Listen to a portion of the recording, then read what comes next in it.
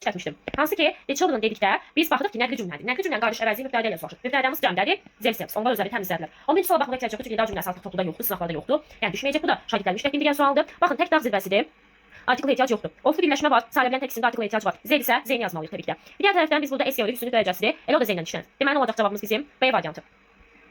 13'də əlqə gördük, keçmiş sadə zaman. Baxın variant əl feili. Baxın indiki sadə zamanda feilin özü olmaz. Has participle indiki bitmiş.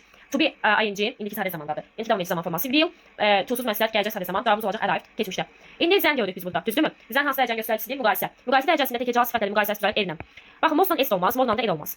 Ümumiyyətlə the most deməli çoğ deyə olmaz. Çünki təkəcaldır.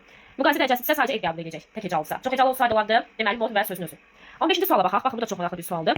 Hansı ki 15-ci sualda, bu arada videonu pat-pat koyacağım çünkü video uzundur biraz.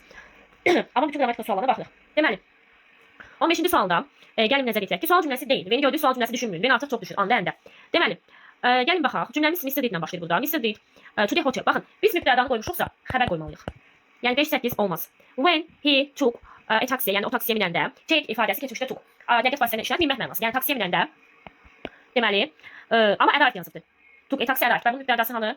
Və bu mübtədəsi hanı? Mr. Deed yenə bax 5-8 sondadır. 5-8 yanaşı gəlməz. Yəni ki, ilə gedək. He arrived to the hotel when took, baxın, when took da olmaz. Yəni mübtədanı yazmalıyıq.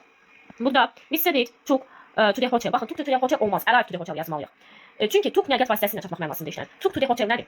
Olmaz. Elə cavab qalacaq E variantı. When Mr. Deed arrived in Britain, yəni Mr. Deed cənab Deed Britain çatanda, he took a taxi to the hotel. Yəni hotelə taksi ilə getdi. Taksi götürdü hotelə getmək üçün. Good at nədəsə yaxşı olmaq, əzbərliyin. Work hard deməli at his English. He had to work hard at his English. Good at nədəsə yaxşı olmaq. Bu şəkildə. 17-də biz furniture sayılmır. Düzdürmü? Will not, are not work ola bilməz. Sadəcə iz olacaq. I can't go with you. I am busy. Can't go nədir? Gedə bilmirəm. İnkar da. I am busy. Məşğulam. Gedə bilməməyin səbəb məşğul olmağımdır. Because. Səbəb bildir. 19. Aslından sonra biz nəli feil yazırıq? Tamamlıq və to feil. Düzgün sual cümləsinə baxaq. Deməli sual cümləsində nə edir? Xüsusi sual sözü. Burada xüsusi sual sözü how many slices of bread gelir? Sonra köməkçi feil, mübtəda və əsas feil. Deməli baxaq. Mübtəda yazır, köməkçi yox, köməkçi yox.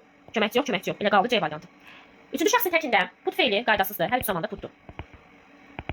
Əgər işlənibsə, sonunda S yoxdursa, demək ki, üçüncü şəxs təkində sonunda S vardır. Demək ki, bu keçmiş zamandadır. Keçmiş zamandadırsa, biz baxırıq ki, təsdiqlədir cümləmiz. Ən başdan naizəni çıxın. Bu təsdiq cümlədə işlənir. 3 tamamilə doğru. Keçmiş zamanda dil veribdir. Bir də tamamilə doğru təsdiqdə. So inkarda işlənmir. So təsdiqdə işlənir. Buna görə cavabımız C.